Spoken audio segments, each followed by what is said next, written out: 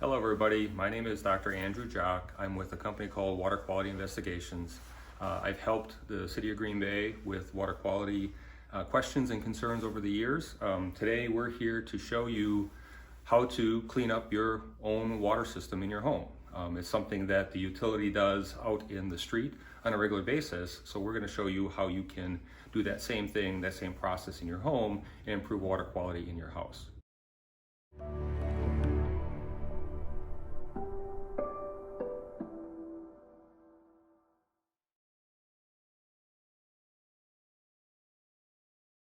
So what we need today then to do this is a few basic materials. One is one set or one item in the list of things we need are buckets. We're going to use the buckets to look at how we proceed with the process, and we're going to collect water into the buckets. Here I've got 3 5-gallon buckets. That's the minimum. Some people use more, but we really need 3 5-gallon buckets. And then I have some 1-gallon buckets that we can use just to kind of monitor our process. I prefer to use the white buckets mainly because then what we want to do is visually look at the water, see how it's improving, and the white buckets will tell us then our process.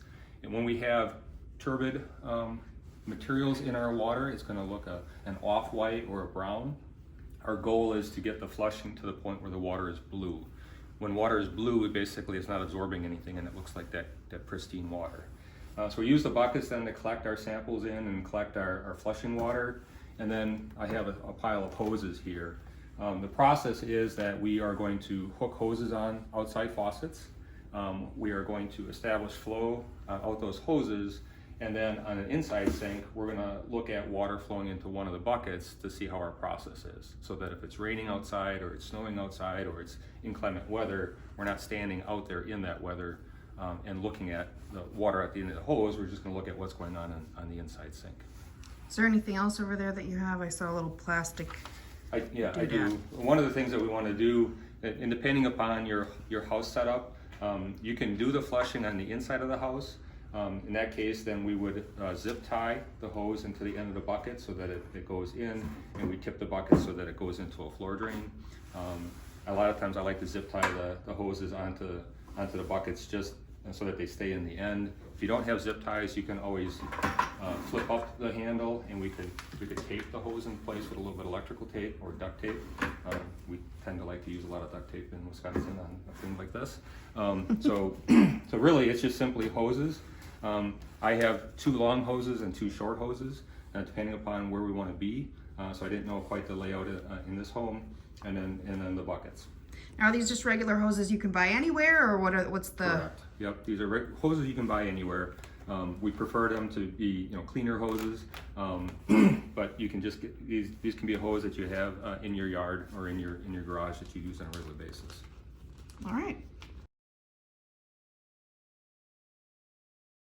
So we're outside the house now. We're going to hook on a hose to 2 outside spigots. So I'm just going to connect it on like you would any other hose when you're using it.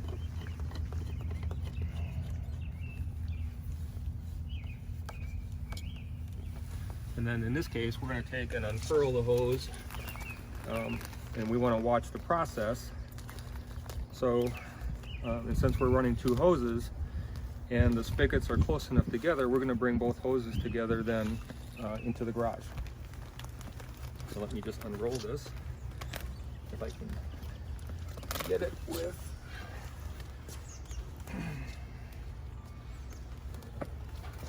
There we go. Cool. Maybe I had to do a special exam on how to unroll a hose.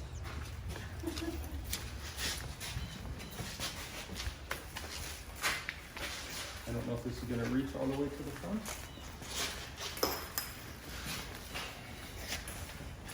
This is our helper, Russ.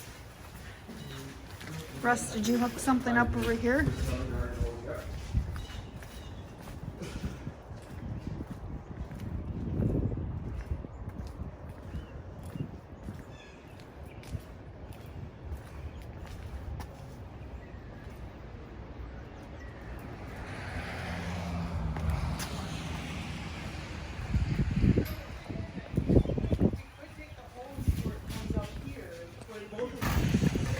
here is just zip tie the hose into the end of the bucket so that it doesn't flop around on us. Keep it onto here. It tends to roll, so I use the zip tie just to keep that secured. So did you have to drill holes in the I bucket? did. Yep, drilled 2 small holes there. All right. But again, I mean, there are a number of different ways you can do it. Okay. So bucket's set up. The idea is that depending upon our water service size, which we'll have a list for folks that they can reference, but a 1-inch service size into a home, we'd like to get about 14 gallons per minute moving through the plumbing system, which is 14 gallons a minute moving through the water service that connects the water main out on the road into the house. That's the same type of flushing that the utility does on their big mains. We're just going to do it on the small main as it goes into the house. And the 2 buckets then will help us do that. We got the 2 buckets set up outside. We're going to go inside now and set up what we call our sentinel bucket. And then we're going to take a look at the water meter just to show people how they can look at how much water is being used. And then we'll start the process. So we'll go inside right now.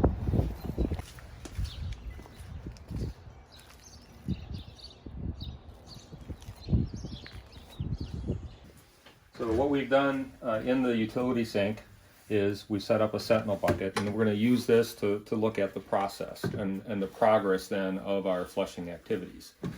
The idea is the flushing activity is going to remove naturally forming debris, scales, and naturally forming biofilms that are in our piping systems. And the flushing then removes it. When it does that, it gives us a little bit of color. So what we do here then is we're just going to turn on the faucet to a trickle, and then we're going to use that to see if we have color coming in, and when the color is gone, that tells us when the process is done. And we can see in the bucket here, the water is clear. When that bucket fills up with clean water, which is what we will have coming through our pipes, it'll turn a bluish color. It's actually turning a little bit of a bluish color right now, as you can see down into the bucket. And that tells us that it's, that there's no turbidity, there's no particles in it. But when we do the flushing, we generate those particles, and we use that blue color to tell us then when it's done. So as there's particles in it, we're going to have color to that, and then we want to continue our flushing process until it's blue again. So now we're going to go downstairs and take a look at the water meter to show how we can time how much water's coming out of the faucets, and then we'll go outside and turn on the faucets. What if someone does not have a utility sink? So we can use a kitchen sink, or we could use a restroom. We could even use the bathtub. But what we want to do is have a faucet somewhere in the home as that sentinel, because it's instead of standing out at the end of the hoses. So there's other sinks that we can use. The utility is just the most convenient. Okay. So we have in here this is where the water comes in from the city street, and it comes through the water meter and then goes into the home. And this is the water meter. Before we used any water, the meter was stationary, but now that we're trickling a little bit of water up in the utility sink, you can see the little blue dial here turning slowly.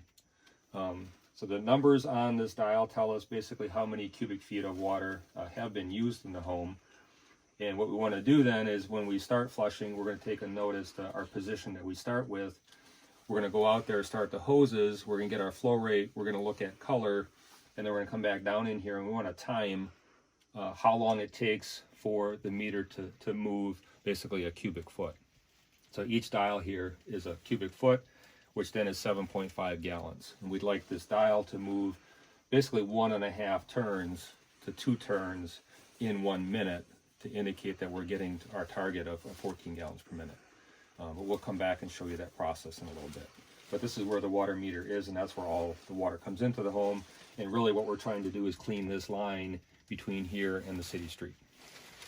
Okay, so we're going to turn on the outside spigot in the backyard of this home. As you can see, we have a little bit of snow, so the outside spigot probably hasn't been used for at least 3 or 4 months. And in stagnant parts of piping, it's often expected that if we haven't used water in that pipe for a while, that we're going to have a little bit of turbid water. So I'm going to go ahead and turn on this spigot, and we can see what comes out into the bucket.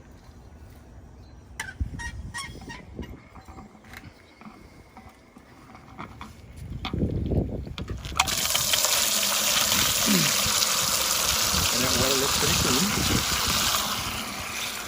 One thing we can do and we'll do that to the front. Right now we have an equal hose on the front and back of the home. We've got this bucket filling up. A way of telling how much water we are actually flowing, we can actually time how long it takes to fill one bucket, figure up a flow rate, and divide that by 2. Or multiply it by 2, because then it's 1 for each bucket. But that water is looking pretty clear. Now we're going to open the front spigot.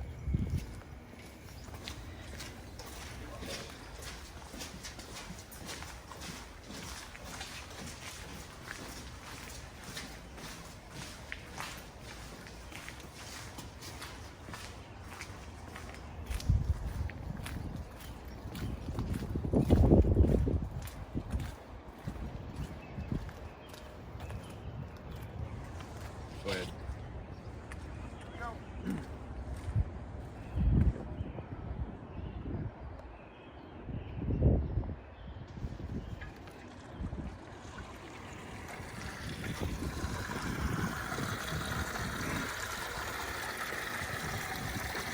So now we're flowing into the front bucket, and now we're going to get,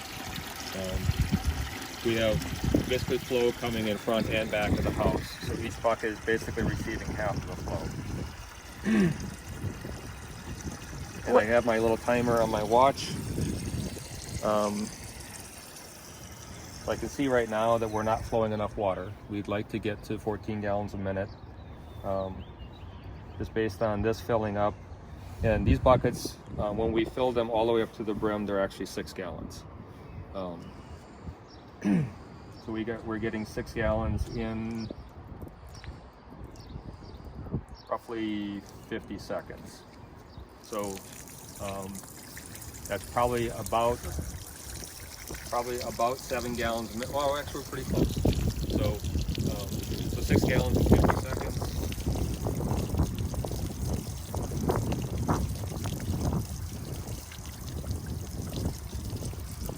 We're 7.2, we're at 14 gallons per minute. So we're actually flowing what we want to at this home with a 1-inch service line. Now we really don't see a lot of color here, but if you look down into the bucket, you can see a little bit of debris. And what I will do is I'll just pull the hose out momentarily, and then you can see down into the box bottom, there is some debris down in there. So that's some particles of sediment that we typically find in water systems out there in the street. They happen to be some that's settled into the service line, and that's the idea behind the flushing. So we want to remove that debris and any biofilm that might be with it. This is a newer home, so we would expect to see less of that debris and build up in that service line. So we have our sentinel bucket in this home. I can't really say that the water looks any different.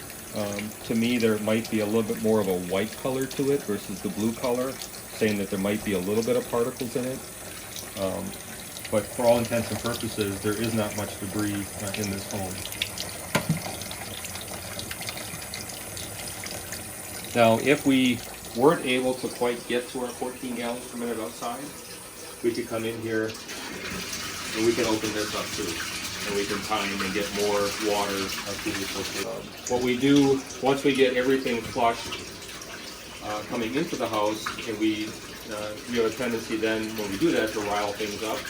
What we want to do when we're done flushing coming into the house, the next step is as long as we're doing this kind of maintenance on our plumbing system, we might as well finish flushing the whole system. So the next thing I like to do then is to actually flush the hot water heater. And why do we do that second? Mainly because if we do have any turbid water and debris that's coming from the service line, coming from the road, we don't want to start with the hot water heater and load up the hot water heater with that debris.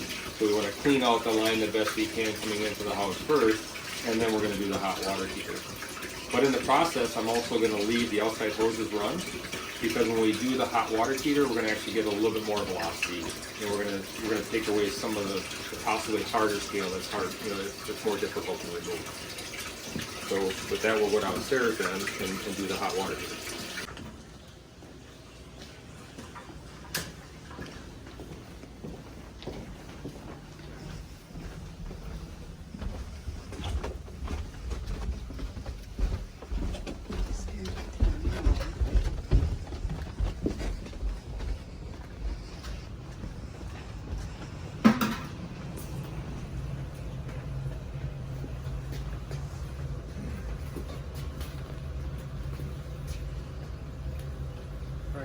So we're in the basement.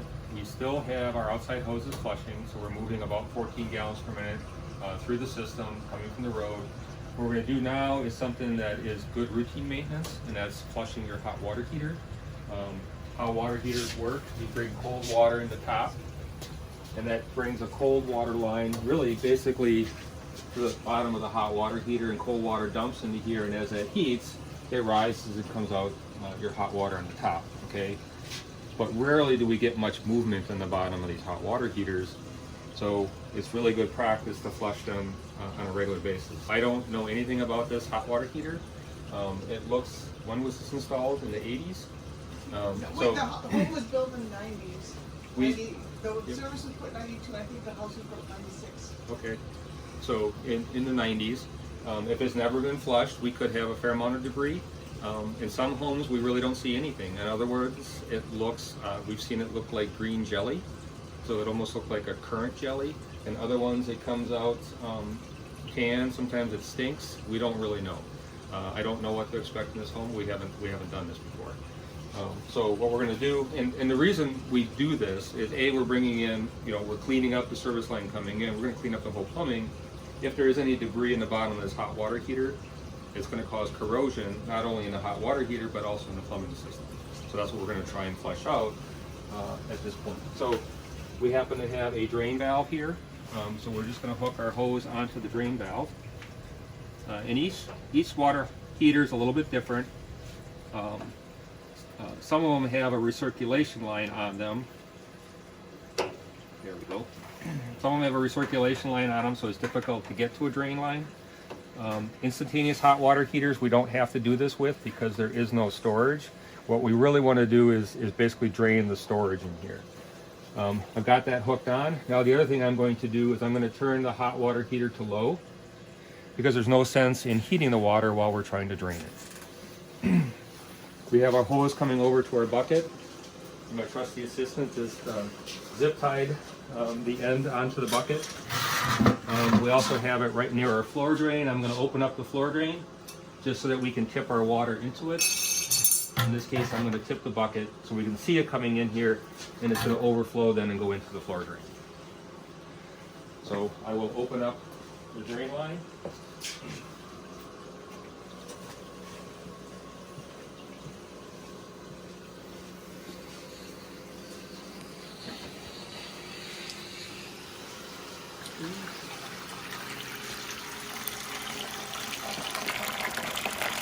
And what do we see? It's not good. So now look at the water outside was coming in pretty clear.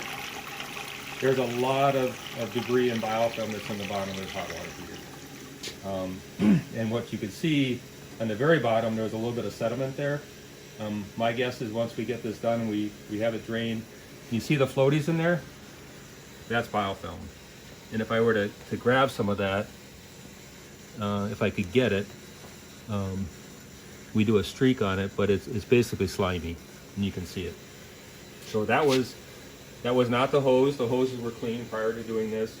Obviously, the brown color is debris and buildup in the heater where we see very, very little flow. So this is a biofilm problem that sits in that nice, moist, warm environment.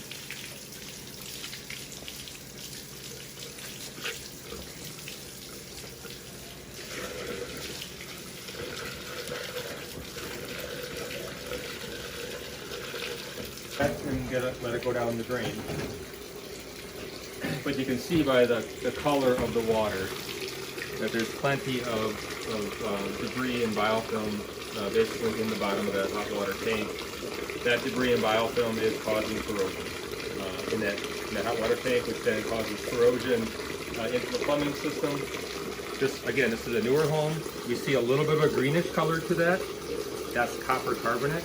So that's copper corrosion that's happening in the hot water system. In some homes we see black, where it might be a metal sulfide, so sulfate reducing bacteria.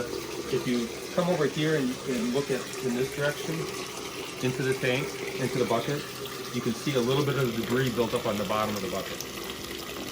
And that's all sediments that were sitting in the bottom of the hot water heater. What we're seeing in this bucket is one reason why we tell people never, ever, ever drink hot water from your faucet. Don't ever use hot water from your hot water system to make food. Don't use hot water to fill a pot for making pasta, for boiling rice, for making tea. The hot water system is not regulated, so all your hot water does not have to meet drinking water regulations because it's not intended to be drunk.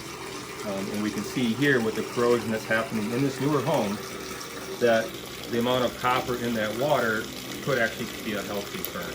But it's not something that we treat. We don't treat hot water systems for drinking water regulations because they're uncontrolled environments. Doing routine flushing of your hot water system, we're going to reduce the amount of that debris and that corrosion that's happening in that hot water system, and therefore we're going to make that water better if you accidentally drink it.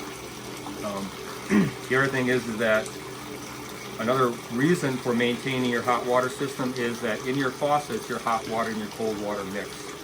So if we have excess biofilm and stuff growing in our hot water system, it's also going to grow in the faucet on the hot side. It can blend over to the cold side. So we can get some of that inadvertently being in our drinking water at our faucet. So it's water now is starting to feel tepid.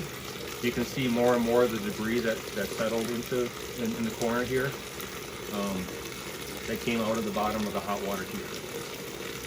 So this hot water heater has not been flushed probably in 20 years. That's not bad. My in-laws' house, I flush it every 6 months, and I'll get twice that layer in the bottom of the bucket. It all depends upon our raw water quality. That home is not in this community; it's actually in a different state. Let's go back upstairs, and then we're going to turn on the hot water faucet up there. Because what we're doing is we're bringing fresh water in to the bottom of this tank, and we're stirring up the bottom of that tank, and it's coming out here. We've riled things up, so more than likely, the top of this tank is also turbid now. We want to go to the closest faucet. We'll go back up to the utility faucet upstairs. We're going to turn that hot faucet on wide open, and we're going to run that till it's finished. We can go up there and do that now. So that's not the worst thing to do, but it's not. Okay, we're back up at our sentinel faucet in the utility room. We're still flowing cold water. It's looking pretty blue. So by adding a little bit of flow downstairs at the hot water heater, we're probably flowing more close to 20 gallons per minute through this house. We do not see any additional color. So I would say that we've successfully cleaned out the service line between the road and the house. Now what we want to do is we want to clean out the upper part of that hot water tank. So what I'm going to do is I'm going to flip this over. We're going to decant this off a little bit. And you can see some of the debris that's in the bottom of the bucket. So that's the debris that came from flushing the service line. So that's some material that came in from the street. What I'm going to do is I'm going to tip this over. We're going to get a little sample of that.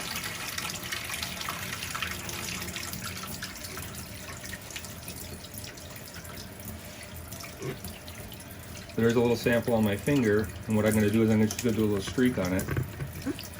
And it's actually hard and durable. So that feels more like a particle. And the other thing I do then is I try and get it underneath my nail.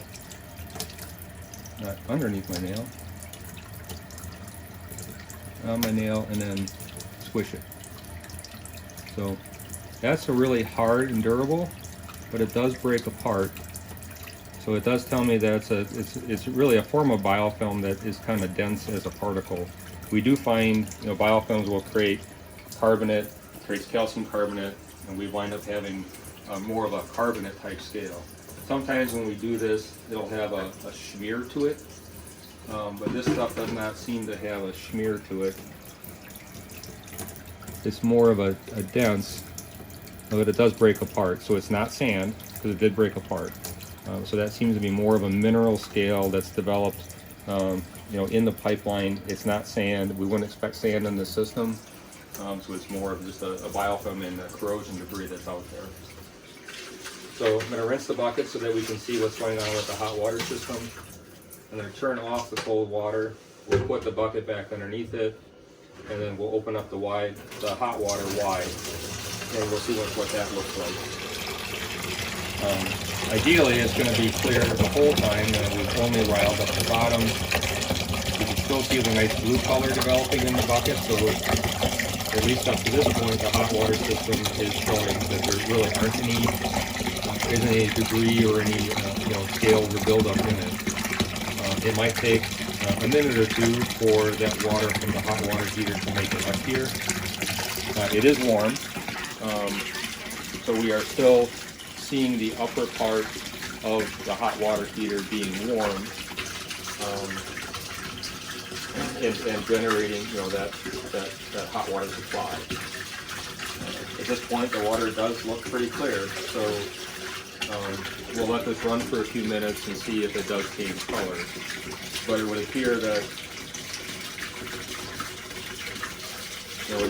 in this home, most of the debris was actually on the bottom of the hot water heater.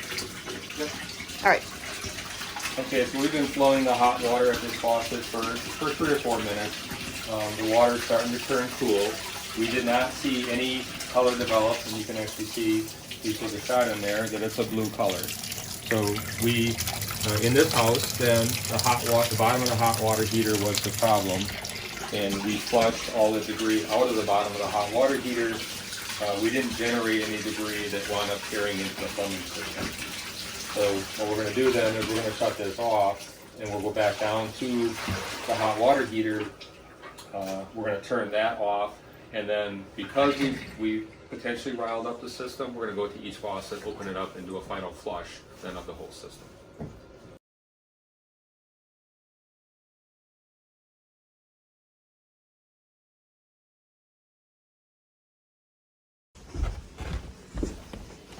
Look up there. Hot water. Never turned.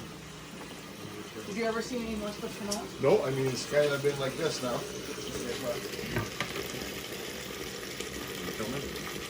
Yep. Okay. So we're back down in the basement. You can see the color the color of the water in the bucket now is cleared up considerably. We have nice cold water, so basically we're bringing in water from the system.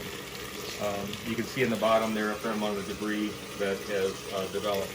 So I'm going to go ahead and turn this off, and I want to follow up with a couple of comments.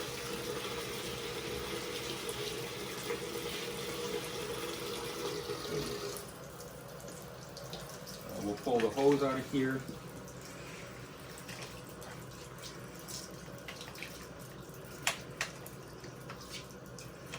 We're done with everything. Yep.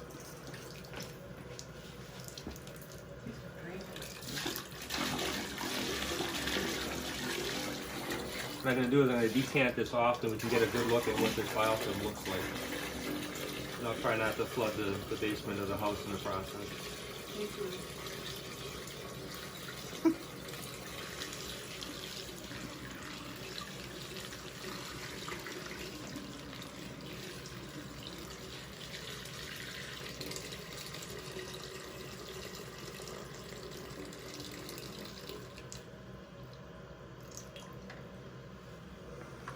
Okay.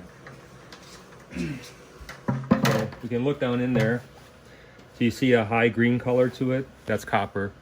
And then it's really biofilm. If I reach in there, it does have a slight gritty nature to it. So it tells me it's calcium carbonate with the copper that's in it. But it also breaks apart pretty easy. There's a slight slaminess to it. There is a little bit of an odor to it. It has kind of a sweet smell to it, which tells me it's organics. So that does line up with biofilm. I'm not going to taste it because I don't think that would be a good idea. But we can see that, in the bottom of this bucket, there's probably 1/4 cup to maybe 1/3 of a cup of debris that settled out. Obviously, there was more debris than that in the bottom of that hot water heater. And the other thing to point out that this is probably not all that's in the bottom of the hot water heater. What we find is that if you have a fair amount of debris in there, that this action, the water coming down in stirs it up. We're going to get some of it out. Now with continued use, a month later, if you came in and did the same thing, you probably have about 1/4 of the debris. Coming back another month later, we might have about 1/8 of the debris. So it takes a little bit for that stuff to come out. But all of this stuff does cause corrosion. It's high in copper. It's not water that we want to drink.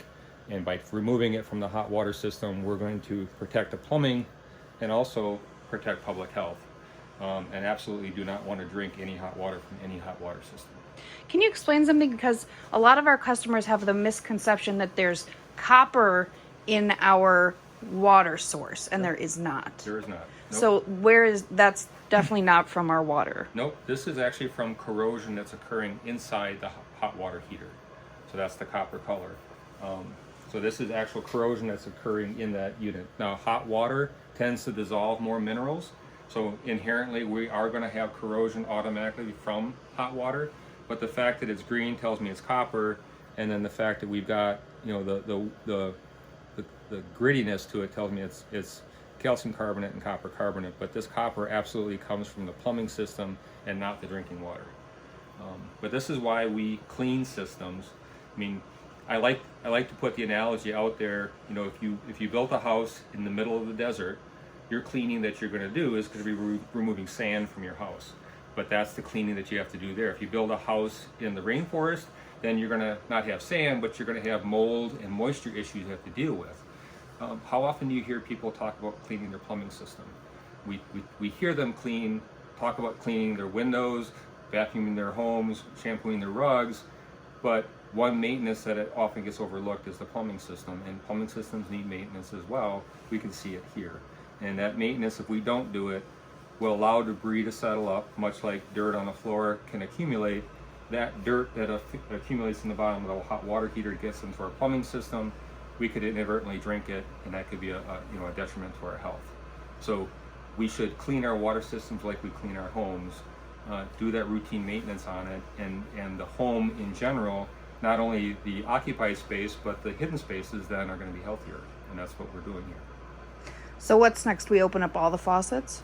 Yep, the next step is that we would go then to all the faucets and just do a final flush in the house to make sure we push through any debris that we happen to rile up in this process. So our next step is, now we're done cleaning the hot water heater, we're going to go outside, we're going to turn off the outside spigots because we're done flushing the system from the road into the house, and then we're going to go to each faucet, open it up, and give it a final flush. We can open up the hot and cold at the same time and move through any debris that we might have riled up in the plumbing system, make sure that gets moved all the way through.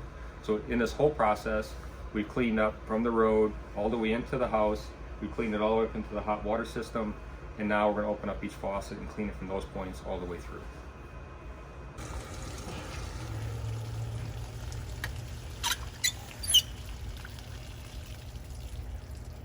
You can just turn it off.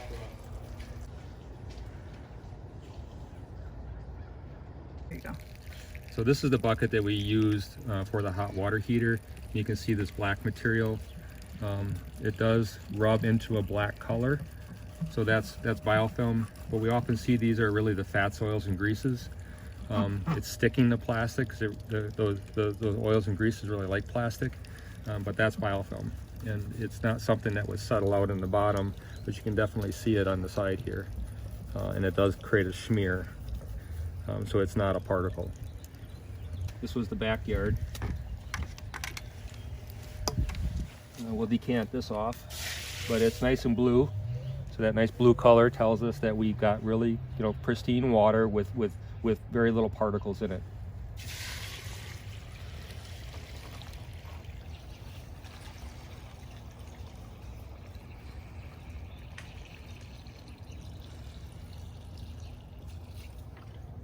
So at this location, we just have a very few particles.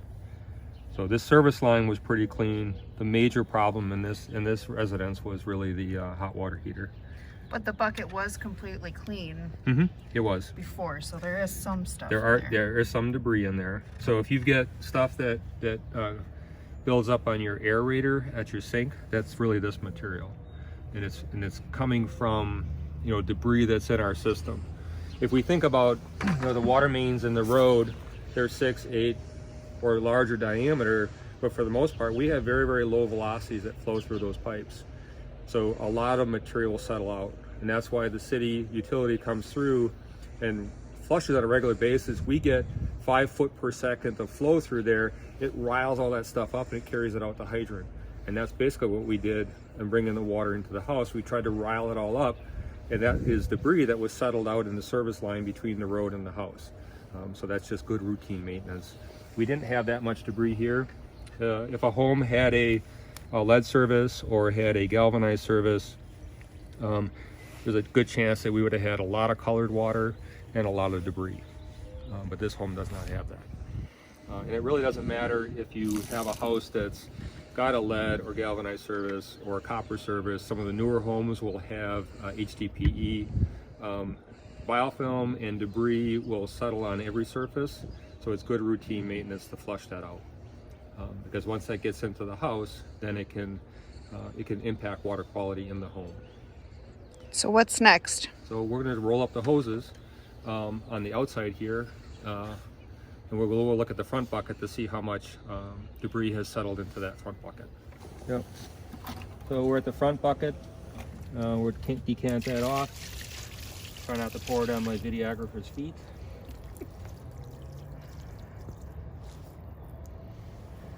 And we have about the same amount of debris.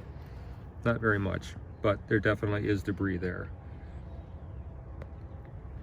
All right. So our final step then is we'll pack up our hoses and then we'll go inside and flush every faucet to just move anything that we might have riled up out every end point. All right, we're back inside and now we're going to flush all the interior plumbing. What we want to do is we really want to work from the closest point of the water coming into the house to the furthest point. So if you have a basement in your home and you have sinks down in the basement, that's where we want to start. We want to start flowing out of those faucets, and then we move in a one-story home, we go to the first floor. In a two-story home, we do the first floor and then we do the second floor. So we're going to go back into the utility sink and then we'll open that up. And the thing we can do is we can go through and open up every faucet in the home. We don't have to stand by it, and we just really want to bring in fresh water. So we're going to open up every faucet, hot and cold. We'll let it flow for a few minutes, and we'll go back and turn them all off. So that's what we're going to do. We're going to go to each faucet, open them up, and let them flush.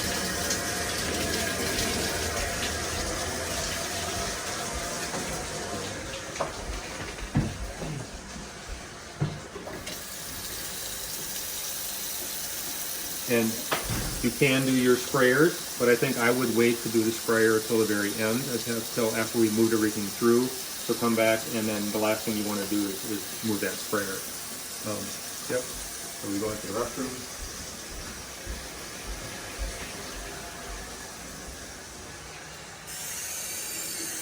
We're not concerned about flushing the toilet because it's going to get dirty water anyway. You want to go to each faucet? Yeah, you can do it.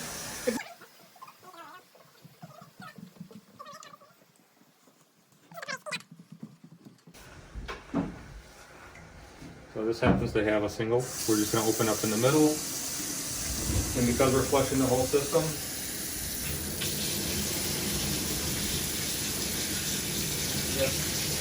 we're just going to open up that one as well.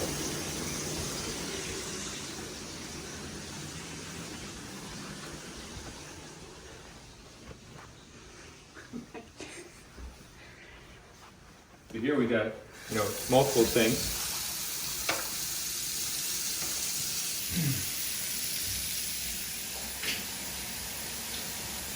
And then we would turn on the shower head.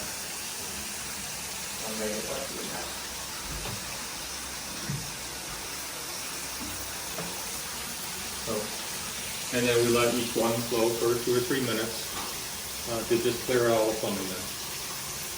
Okay, so this home, the refrigerator does not have a water dispenser or an ice maker in the door, so we're not as concerned about it. If you did have a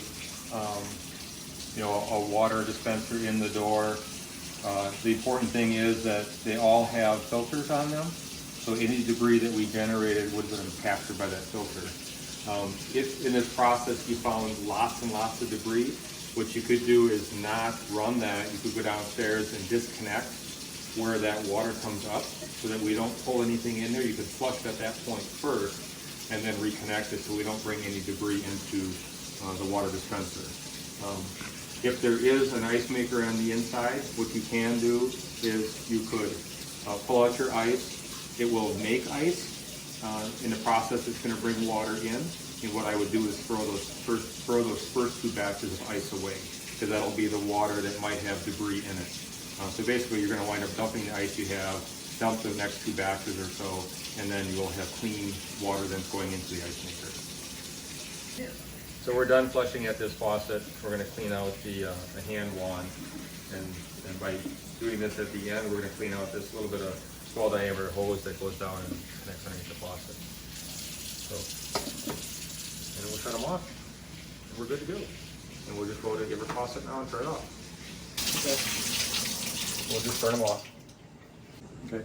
And before we, when we took the hoses off of the hot water heater downstairs, we did turn the hot water heater back on. If you forget to do that, then your shower the next morning might be a little cold.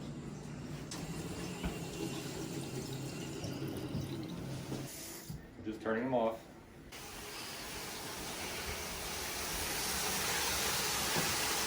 Just turn them all off.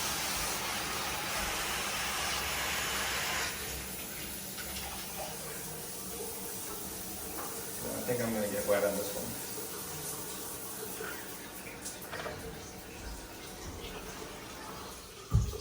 I didn't. All right. I had to be a contortionist to get that one turned off without getting my socks wet. All right, so now everything's turned off. Yep. So you're all done? We are complete until next month or 3 months from now when we decide to do something like this again. How often do you flush your own pipes at home? My hot water heater, I flush that monthly, and I have a water softener at home. Most people in Green Bay do not, but I have a water softener at home, and then I put my water softener through a regen and a special cleaning cycle once a month. Our water at my house is a little bit more challenging, so we are on top of that. As far as my service line going out to the road, I will flush that about once a year, and the interior plumbing, I do a procedure called an air scour, and I do that about once a year. And that will take a little bit of air through the plumbing system as a soft abrasive, and that will remove additional debris that does not get out with flushing. If people live in Green Bay, how often do you recommend that they do the procedure you just did? In this home, which is a newer home, you probably could, at least for the first few months, do your hot water heater, I think monthly, until you see the debris kind of diminish, and then you might do that every 6 months to a year. The service line coming in probably every year to maybe every 2 years.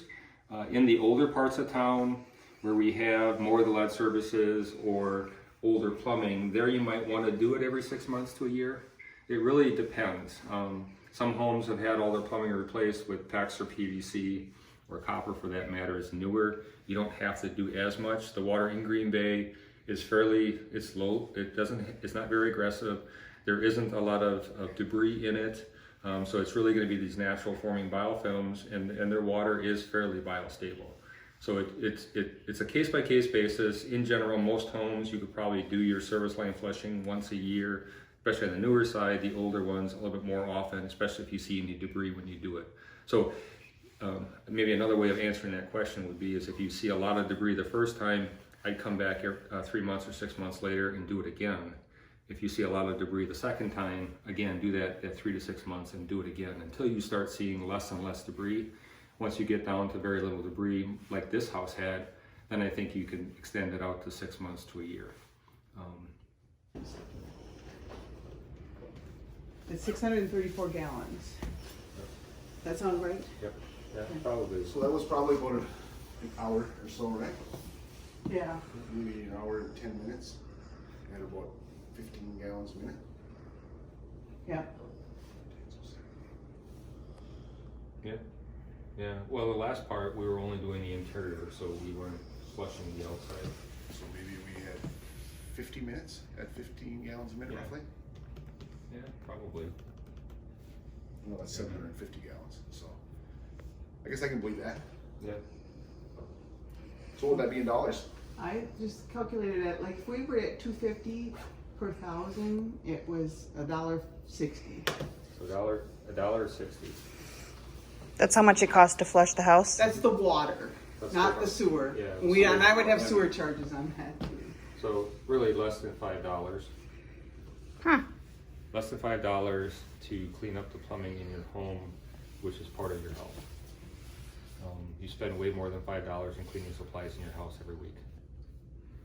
Cool.